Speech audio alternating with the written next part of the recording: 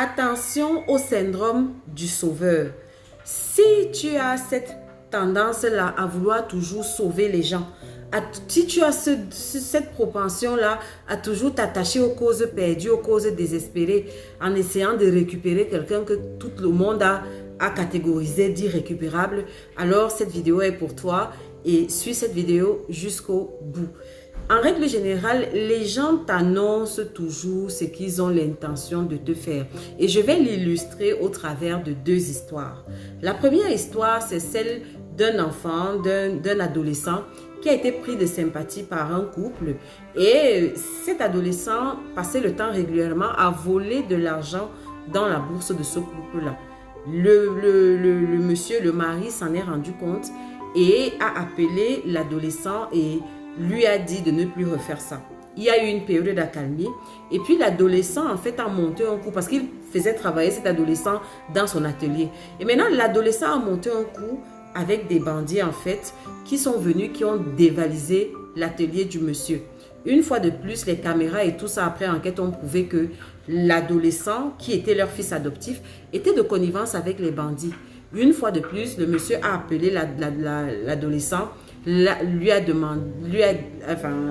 mis les points sur les i et lui a dit ne refais plus, je te pardonne, et il a repris le même adolescent. Et quelques temps plus tard, il y a un scandale qui a éclaté dans la maison de cette famille où on a juste retrouvé des corps qui avaient été agressés par des bandits qui ont tout volé dans la maison et qui, soit dit en passant, ont tué le monsieur, sa femme et leurs enfants. Et comme par hasard, l'adolescent est resté juste blessé. Et quelques années plus tard, l'histoire a prouvé que cet adolescent était responsable du meurtre et du crime crapuleux de cette famille qui pourtant l'a adopté. Voilà une première histoire.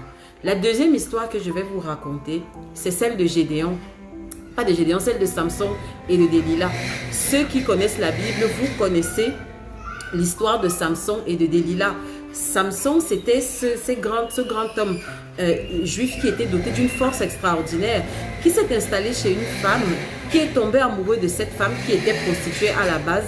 Et cette femme, honnêtement, excusez du bruit, cette femme en fait a commencé à flatter Salomon pour lui demander la source de sa force. La source de la force de Salomon résidait dans ses cheveux. Donc, elle passait une soirée en pleurant. Elle dit, Salomon, montre-moi, dis-moi quel est le secret de ta force. Et Salomon lui donnait une fausse réponse.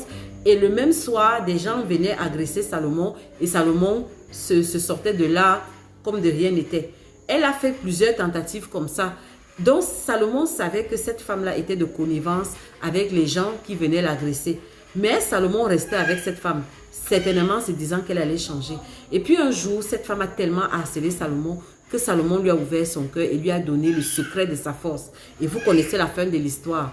Les mêmes gens qui venaient régulièrement agresser Salomon sont venus le soir même agresser Salomon et il a été fait captif, on lui a crevé les yeux.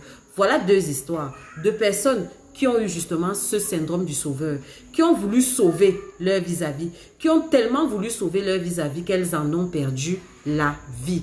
Jusqu'à quand vas-tu, c'est-à-dire jusqu'où es-tu prêt à aller pour sauver cette personne? Tu penses vraiment que cette personne mérite que tu te sacrifies pour elle? Tu penses vraiment que cette personne mérite? Une personne te montre une, deux, trois fois que non seulement elle n'est pas bien disposée à ton égard, non seulement elle est mal intentionnée à ton égard, mais elle pose des actes concrets, factuels, qui montrent et qui démontrent qu'elle veut te faire du mal. Pas qu'elle veut, elle te fait du mal. Une personne te fait du mal une fois, deux fois, trois fois. Et tu vois bien avec le temps l'escalade de la violence, l'escalade de l'intensité du mal que cette personne te fait. Mais tu continues à faire du bien à cette personne. Mais même, tu continues à garder cette personne dans ton intimité. Tu veux finir comme le couple que dont j'ai raconté la première histoire, ou bien tu veux finir comme Salomon. À un moment donné, il faut s'asseoir et se poser les mêmes questions. Parce que comme j'ai dit au début de cette vidéo, les gens t'annoncent toujours dès le départ ce qu'ils ont l'intention de te faire. Et ils l'annoncent comment? Au travers de leurs gestes, au travers des actes qu'ils posent à ton intention. Quelqu'un pose un acte une fois qui te fait du mal. Alors, ok, disons même qu'il était innocent, tu pardonnes une fois, mais tu ne prends pas des mesures après en fonction de l'acte que cette personne a posé. Quelqu'un pose un acte malveillant, clair, qui montre que cette personne veut te faire du mal, veut t'anéantir, veut te détruire, veut te tuer. Il faut utiliser les bons mots.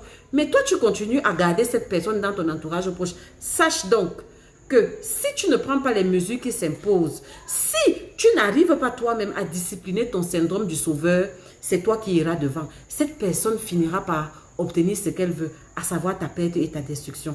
J'espère que tu comprends. Une chose est de dire qu'il faut aimer ses ennemis, mais les mêmes textes sacrés ne demandent pas de garder ses ennemis près de son sein. Tu ne vas pas prendre une vipère et la garder là à l'intérieur de ta chemise, parce que la nature de la... Excusez-moi, parce que la nature de la vipère, c'est de te mordre. La vipère ne passera le temps qu'à te mordre. Donc, si tu identifies que quelqu'un est une vipère et que c'est une vipère très venimeuse, la sagesse voudrait que tu mettes de la distance entre cette personne et toi. Donc, syndrome du sauveur, je veux bien certes, mais syndrome du sauveur avec sagesse. Tout le monde ne peut pas sauver et tout le monde ne sera pas sauvé. Et oui, il y a des causes qui sont désespérées. Et oui, il y a des causes qui sont perdues. Et oui, surtout, je m'adresse à ceux qui ont le problème du syndrome du sauveur. Tu n'es pas Dieu. Tu n'es pas Jésus. Tu n'es pas Superman. Il y a certaines causes, il y a certaines personnes qui relèvent de leur créateur. C'est-à-dire que pour ces personnes-là, il ne faut seulement qu'une intervention de Dieu. Que pour cette personne-là, il faut seulement une intervention de l'univers, de Dieu. Voilà, de Dieu ou de Jésus, pour que cette personne-là change. Mais en attendant donc que Dieu que tu pries intervienne, toi, protège-toi. Mets une distance de sécurité entre ces personnes et toi. Et je t'assure que ton avenir te dira merci.